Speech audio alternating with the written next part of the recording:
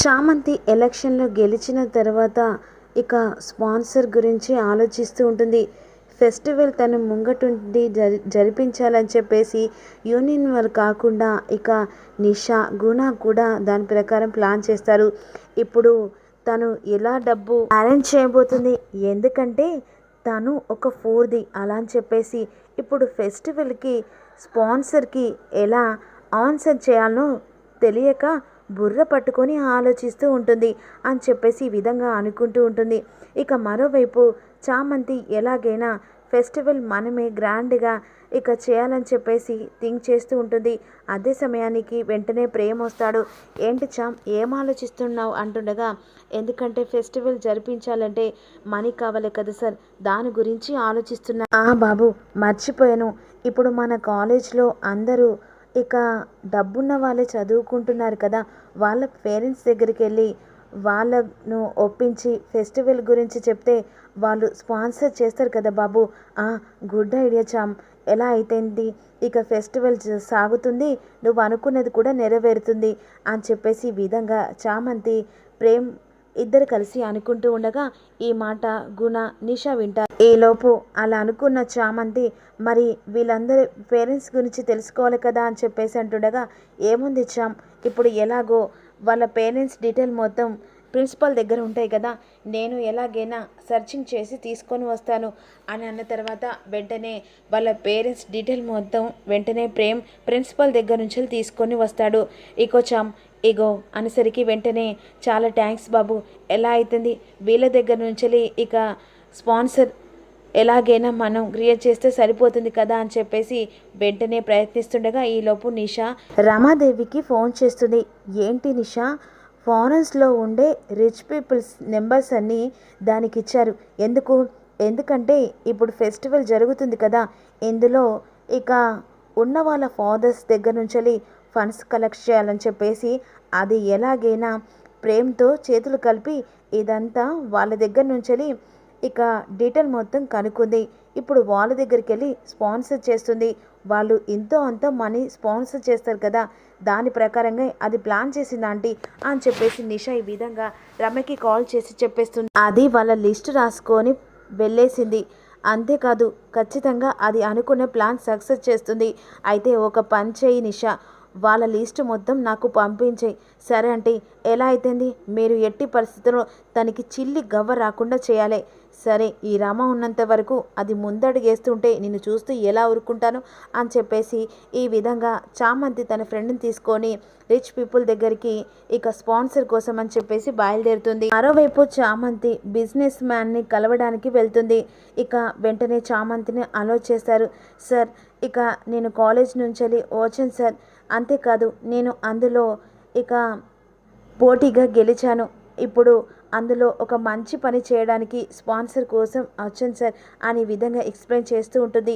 సరే అమ్మా, నువ్వు ఇంతలా అడుగుతున్నావు కదా, అది కాలేజ్ తరపున మంచి పని కోసం అంటున్నావు కదా, మంచి పని కోసం నేను ఎప్పుడు ముందుంటానమ్మా అని చెప్పేసి చెక్ మీద సంతకం పెట్టబోతుండగా ఈలోపు రామాదేవి అందరి డీటెయిల్ నిషా పంపిస్తుంది కదా, ఒకరికొకరికి ఫోన్ చేస్తూ ఉంటుంది. ఈలోపు రామాదేవి ఆ బిజినెస్ మ్యాన్కి కాల్ చేస్తుంది. ఎట్టి పరిస్థితుల్లో మీ దగ్గరికి చామంత్ అనే ఒక కాలేజ్ అమ్మాయి వచ్చింది కదా, అవునండి, మీరు ఎట్టి పరిస్థితిలో తనకి స్పాన్సర్ చేయకూడదు అని చెప్పేసి అన్న తర్వాత, ఎందుకు మేడం, నేను చెప్పాను కదా స్పాన్సర్ చేయకూడదు అనేసరికి, సరే మేడం అని చెప్పేసి కాల్ కట్ చేస్తారు. సార్, మీరు ఎంతో అంత మాకు సాయం చేస్తే చాలు సార్. సారీ చామంతి, నేను నీకు హెల్ప్ చేయాలనుకున్నా, బట్ సారీ, ఇక ఎక్స్క్యూజ్ చేయని చెప్పేసి అంటుండగా, ఏమైంది సార్, ఇందాక మీరు ఇస్తా అన్నారు కదా ఎంతో అంత అంటుండగా, సారీ చామంతి, ఇప్పుడు నన్ను ఏమీ అడగకు, సారీ అని చెప్పేసి వెంటనే ఆ బిజినెస్ మ్యాన్ చామంతిని ఇక వెళ్ళమని చెప్పేసి అంటాడు. అదేంటి, ఇందాక ఇస్తానని చెప్పేసి ఎందుకు ఇలా ఒక్కసారిగా ఫోన్ రాగానే ఇక ఇవ్వనని అంటున్నాడు, ఇందులో ఏదో మర్మం ఉంది అని చెప్పేసి చామంతికి ఆలోచిస్తూ ఉంటుంది. చామంతి బయటకు వచ్చిన తర్వాత ఆలోచిస్తూ ఉంటుంది. తన ఫ్రెండ్ అడుగుతుంది, ఏమైంది చామంతి అంటుండగా, స్పాన్సర్ ఓకేనా అంటుండగా, లేదు అని అంటుంది. అయ్యో, మరి వేరే దగ్గరికి వెళ్దామా అని వెంటనే చాలా చోట్ల తిరుగుతారు. కావాలని రామాదేవి అందరినీ అవాయిడ్ చేసి ఇక చామంతి గురించి బ్యాడ్గా చెప్తుంది. ఒక్కరు కూడా స్పాన్సర్ ఇక అనౌ చేయరు. కనీసం చిల్లి గవ్వ కూడా రాదు. చామంతి వెంటనే కాలేజీకి వస్తుంది. ఈలోపు ప్రేమ్ కలిసి ఏమైంది అనుకున్నది సక్సెస్ అయిందంటుండగా లేదు బాబు అనే విధంగా చామంతి డీల్ అవుతుంది. అయినా నీలాంటి దానికి చిల్లరేస్తారు కానీ లక్షలు లక్షలు వేలు వేలు ఎలా ఇస్తారని ఎక్స్పెక్టేషన్తో పోయినావే. ఇలాంటి చిల్లరది కాలేజీకి రావడం పోవడం తప్ప ఎలక్షన్లో నిలబడే అర్హత ఉందని విర్రవీగావు. డబ్బు ఉంటేనే ఏదైనా ముందడిగేనే. నీలాంటి దానికి చిల్లి గవ్వ కూడా ఇప్పుడు రాలేదని అర్థమైందా? అందుకనే ఎలక్షన్లో ఇప్పుడు నువ్వు గెలిచావు కదా, అది వెంటనే వెనక్కి తీసుకో అనే విధంగా అంటుండగా ఎలాగైనా సరే నేను ఈ ప్రోగ్రాన్ని జరిపిస్తాను. మీరు అనుకున్నట్టుగానే లేని వాళ్ళు అడక్క తినాలని చెప్పేసి మీరు అంటున్నారు కదా, ఈ లేని వాళ్ళే రేపు పౌరులుగా తీర్చిదిద్దుతారని కనీసం మీకు అర్థమయ్యేలా చేస్తాను అని చెప్పేసి ఈ విధంగా చామంతి ప్రయత్నం మళ్ళీ మొదలు పెడుతుంది. అసలు దీనికి ఏం చూసుకొని ఇంత విర్రవీగుతుంది అంటుండగా గుణ వెంటనే అయినా ఏం చేయలేదు చామంతి, చక్కగా వచ్చి చేతులు ముడుచుకొని సారీ అని చెప్పేసి పక్కకు తొక్కుకుంటుంది అని చెప్పేసి గుణ అంటారు. లేదు గుణ, ఇది ముందడుగేస్తే ఖచ్చితంగా గెలుస్తుంది అని విధంగా అనుకుంటూ ఉంటుంది.